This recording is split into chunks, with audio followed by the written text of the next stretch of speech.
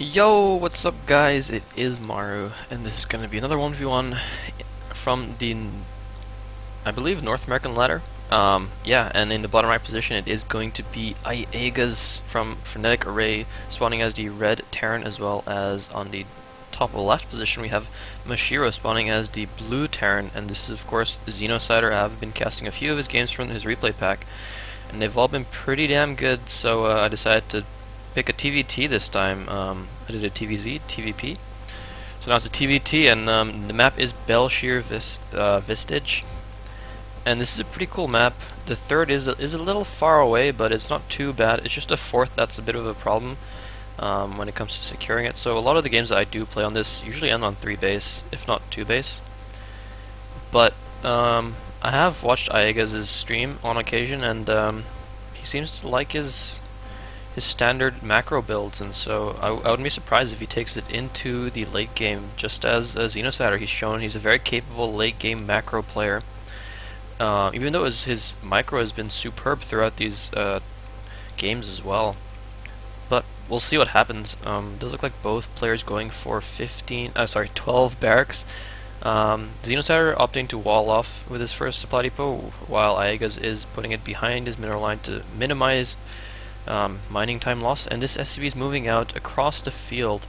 I feel like this is probably to scout out what's going on. Yep, it will get in here, and 13 gas coming down for Xenocider. No gas coming out as of yet for Iaguz, but it does look like he's rallying his 15th SCV to try and secure this gas, and this is a pretty nice build. My preferred build in TVT has also been 15 gas and expanding quite early, but at the same time being able to put a lot of pressure on with Hellions and Marines. But we'll see what Iaguz does, because I'm not too familiar with his playstyle. Xenocider does try to wall that off, but the SCV of Iaguz does get on top of that supply depot in time to move through. The Marine will pop out and try and kill this off, but Iaguz has gotten some pretty valuable scouting information here. He knows that this gas was thrown down on 13. He can compare it with how much gas he's mined off his gas geyser to really figure out the timing on that. And so, Iaguz doing a nice job of placing his supply depots around the in the fringes of his main base, because in TVT drops is such a big factor. You really want to see those coming ahead of time. And so so the reactor is going down on this barracks. This could actually be the exact same build that I like to do, where you add a command center now, and then add a factory, build 2 more Marines, and then switch the reactor onto the factory for Hellion production, and do a Marine Hellion elevator in the mid game. But it does look like Mashiro, Xenocider, is adding this command center. He is on, I believe, just 1 Marine, and then adding this reactor. Interesting choice by him, adding a factory behind this as well. He could probably swap this on straight away after making 2 more Marines to crank to get that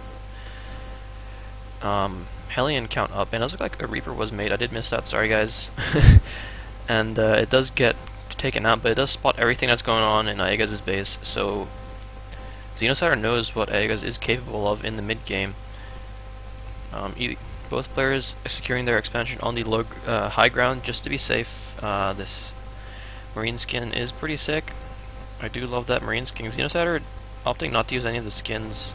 It's just a preference thing, but I like my skins to be turned on because everything looks way more badass with the skins. And Starboard being added behind this. He will probably continue Marine production up to 8 together. Okay, so it looks like Widow Mines are going to come out, so this could be a Widow Mine drop, and perhaps with some Marines at the front to see if he can get some damage done in there. Double pronged attack's pretty effective in all matchups from my experience, and yeah, we'll see how Xenocider decides to hold that off. But yeah, Widow Mines in TVT, I feel like dropping them is great because it wastes a lot of mining time, but they don't get those like magical shots off where one Widow Mine gets like 20 kills, because the SCVs do have 45 health and the splash damage from a Widow Mine is just 40. So unless both the Widow Mines hit the same clump of SCVs, they're only going to get 1 kill each. And it looks like the Widow Mines are being placed in a really conservative, nice defensive position. No Widow Mine, medevac coming out. So it does look like Iaguz is going to play this defensively, and it's an interesting choice by him. Widowmines actually don't one-shot medevacs, so if the drop does come in, they will merely just damage the starport, and with this Viking out as well, he can patrol it, and that should probably be able to take out any medevac that has taken a shot from these Widow Mines, and both players landing their orbital commands on the low ground now. Iaguz is going for an early third command center. It does look like the drop does land all of its Hellions before it does get taken out, and these SCVs are lining up in a really nice choke right here. Oh, nice, some really nice shots getting off for a Xenocider, but it does look like the majority of the SCVs do get out there safely. Just 9 SCVs killed there, which is pretty worth it, but still, it was looking pretty bad there for Iaguz there for a sec. Behind this, Xenocider is adding 2 more barracks. His factory does have a tech lab on it. I'm wondering if he's going to switch this over to one of the barracks for earlier stim research, but he could just do it, start building siege tanks, yeah, for a defensive play. He could move out with an early siege as well, but Iaguz is moving out with these Widow Mines, 2 Hellions, a lot of Marines, and this Viking to see if he can get something done, but I feel like against this siege tank and this number of Marines, he won't be able to do too much, but it's still worth trying. I believe, looking at Iaguz's base, it looks like he is going to go into Marine tank as well. The only difference between the builds is that Xenocider is opting to go for early siege tanks and a later third, while Iaguz is going for an early third and later siege tanks. So those things just kind of cancel each other out. I feel like Iaguz does need this third command center earlier though, because he needs to catch up in the SCV production, because he did lose 9 of them earlier on.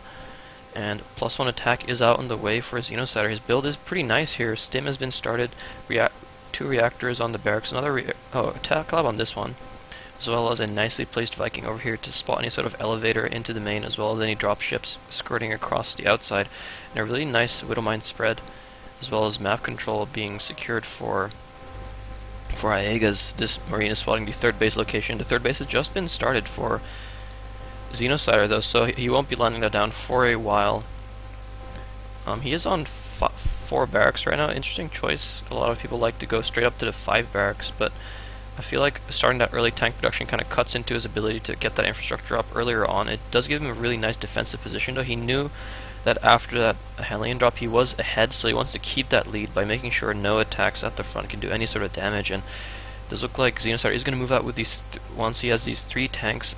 Stim probably won't finish for this attack, but combat shields might, and that's going to make these Marines a lot more beefier. But Iaguz does have his tanks positioned in pretty nice positions. His tank is a bit vulnerable from getting fired from the low ground, but it does have a really nice range on any approaching units.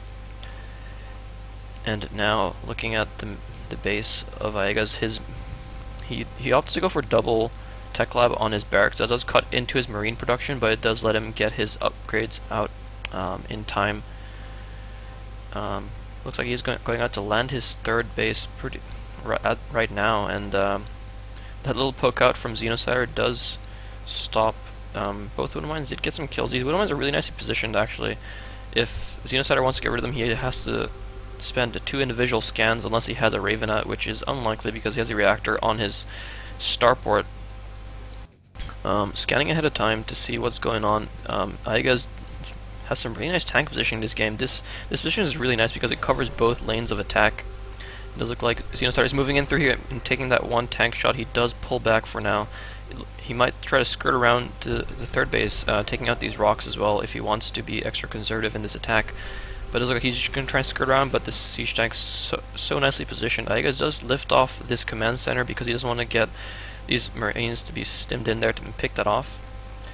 But Xenocider doing a really nice job. He is probably going to expand behind this, keeping the attention of Iaguz at his third while he secures his third is a really nice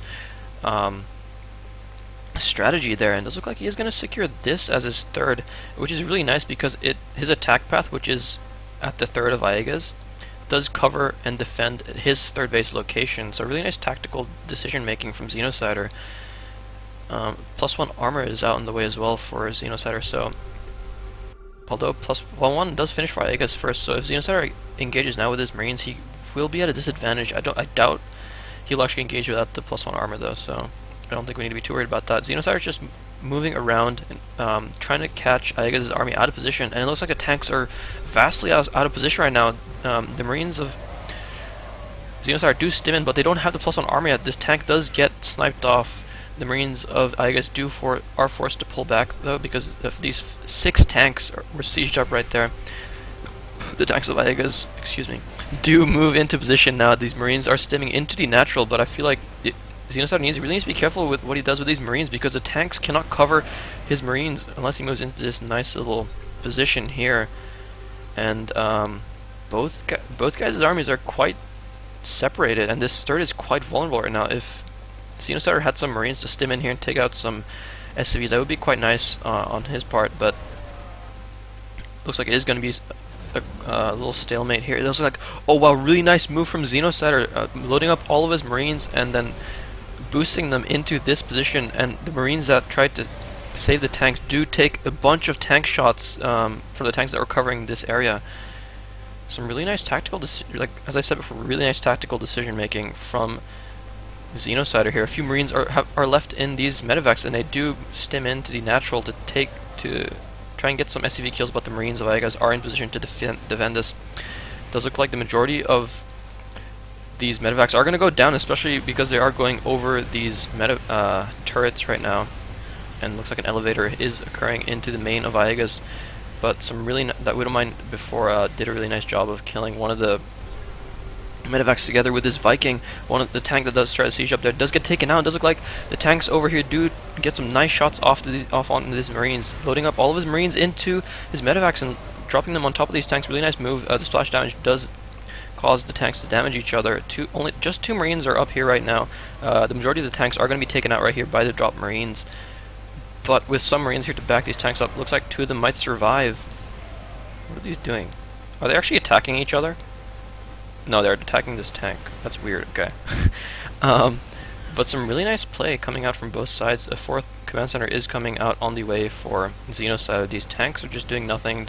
These Marines are actually in that magical zone where it's too close for the tanks to actually fire, but it does look like the elevator does get cleaned up. I believe it was a barracks with a reactor here that got taken out. Not too bad for Iaguz, but the supplies are in favor of Xenocider right now.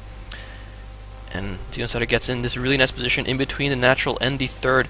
If Iaguz wants to try and save his third, he is going to have to run into these tanks and speed boost medevacs pretty good, unloading the Marines on top of these tanks so they do damage against each other. But the 3rd command center has gone down for Iaguz, and the reinforcements of Xenocider might just be too much for Iaguz to hold off. These tanks siege up just a little bit too late, and they all get picked off right here. The upgrades for Iaguz are stuck at 1-1 right now, and 2-2 and +1 vehicle weapons is about to finish for Xenocider. He's just extending his lead further and further, and it does look like Iaguz is forced to GG out from this point. You know, Iaguz did spot that the 3rd command center had in fact landed over here with his Widowmine, and he just knew that he was too far behind at this point.